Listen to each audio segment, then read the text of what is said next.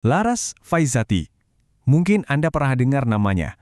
Kasus ini, ini memunculkan satu pertanyaan besar soal hukum di negara kita. Yuk, kita bongkar sama-sama faktanya. Jadi tuduhannya ini bukan main-main loh. Menghasut massa buat membakar Mabes Polri pas lagi demo, cuma karena kalimat itu, dia sekarang ada di balik jeruji besi. Tapi, coba deh, kita pikirin bareng-bareng.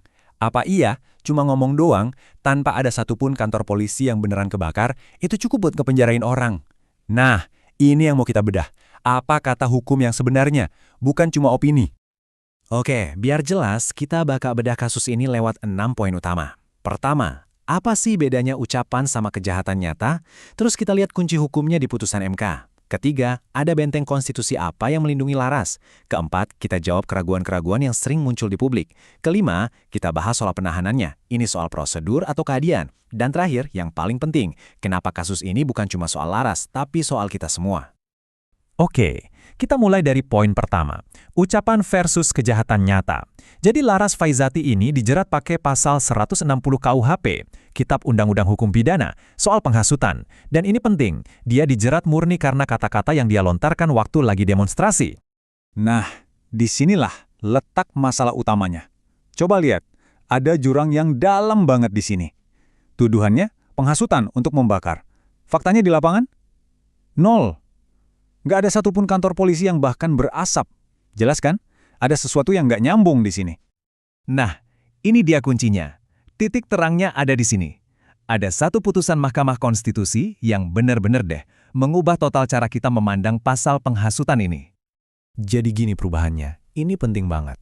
Dulu, sebelum ada putusan MK tahun 2009, pasal 160 KUHP itu namanya delik formil. Maksudnya apa? Maksudnya, kamu ngucapin kalimat hasutan aja, itu udah cukup buat dihukum. Nggak peduli ada akibatnya atau enggak. Tapi, putusan MK ini mengubah total permainannya. Pasal itu jadi delik material. Artinya, penghasutan itu baru dianggap kejahatan jika dan hanya jika ucapan itu terbukti menyebabkan akibat yang dilarang. Misalnya, kerusuhan beneran terjadi, atau ada pembakaran. Nah, ini ringkasannya, biar gampang. Dulu, ucapan aja bisa jadi pidana. Sekarang, nggak bisa. Harus ada ucapan plus akibat nyata. Baru itu bisa jadi pidana. Jelas ya bedanya? Jadi, poin paling krusialnya itu ini teman-teman. Menurut hukum Indonesia yang berlaku sekarang, untuk kasus penghasutan, kalau nggak ada akibat, ya secara harfiah artinya nggak ada kejahatan. Sederhananya, unsur pidananya nggak lengkap, kasusnya nggak bisa jalan. Oke, sekarang kita naik level. Karena tindakan Laras itu sebenarnya dilindungi oleh sesuatu yang posisinya jauh lebih tinggi daripada KUHP.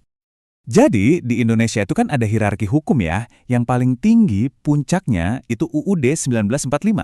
Di bawahnya ada UU HAM, baru di bawahnya lagi ada KUHP. Artinya apa? Artinya KUHP itu nggak boleh ditafsirkan seenaknya sampai melanggar hak-hak yang udah dijamin sama konstitusi.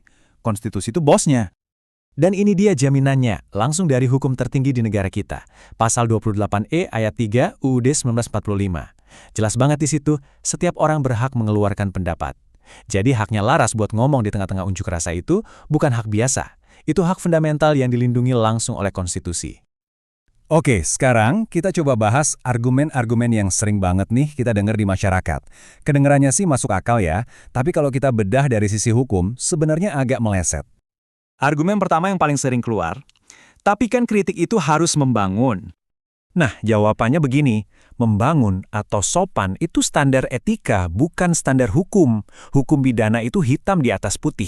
Dia kerja berdasarkan asas legalitas di pasal 1 KUHP. Intinya, nggak ada pidana kalau nggak ada aturannya yang tertulis. Nggak ada pasal yang bilang dilarang mengkritik secara tidak sopan. Oke, argumen kedua, ini juga sering banget, tapi kebebasan berpendapat itu ada batasnya dong. Betul sekali, tentu ada batasnya. Tapi yang menarik, untuk kasus penghasutan ini, hukum itu sendiri yang udah nentuin batasnya di mana. Batasnya apa? Terjadinya akibat pidana. Selama akibat itu nggak ada, mau ucapannya sekeras atau seprovokatif apapun, itu belum melewati pagar hukumnya. Masih dilindungi. Sekarang kita geser ke sisi manusianya. Laras ini udah ditahan selama 2 bulan. Pertanyaannya, penahanan ini, kalau kita lihat dari kacamata hukum acara, apa benar-benar perlu? 60 hari.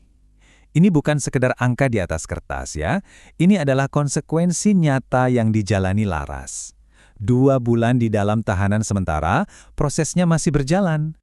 Kalau kita buka kitab hukum acaranya, KUHP, durasi 60 hari ini memang secara prosedur dimungkinkan di tahap penyidikan. Jadi ya, prosedurnya mungkin sah. Tapi kita kan semua tahu, sesuatu yang sah secara prosedur belum tentu adil secara substansi. Karena gini, selain durasi, hukum juga minta harus ada alasan yang kuat, alasan substantif. Apa benar ada kekhawatiran dia bakal kabur, atau ngerusak barang bukti, atau ngulangin perbuatannya lagi. Coba kita pikir, apa alasan-alasan ini beneran relevan buat seorang aktivis publik yang semua orang tahu siapa dia dan kasusnya udah jadi sorotan nasional? Rasanya kok lemah ya? Oke, jadi dari semua poin tadi, apa sih kesimpulannya?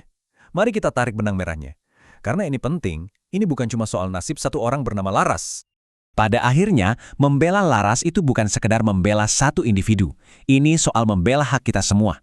Hak untuk berani punya pendapat, bahkan ketika pendapat itu bikin telinga penguasa panas. Kasus ini tuh kayak cermin besar buat negara hukum kita.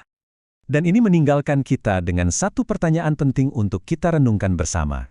Kalau kata-kata saja, tanpa ada akibat nyata, bisa dipenjarakan. Kira-kira suara kritis siapa lagi yang akan jadi sasaran berikutnya?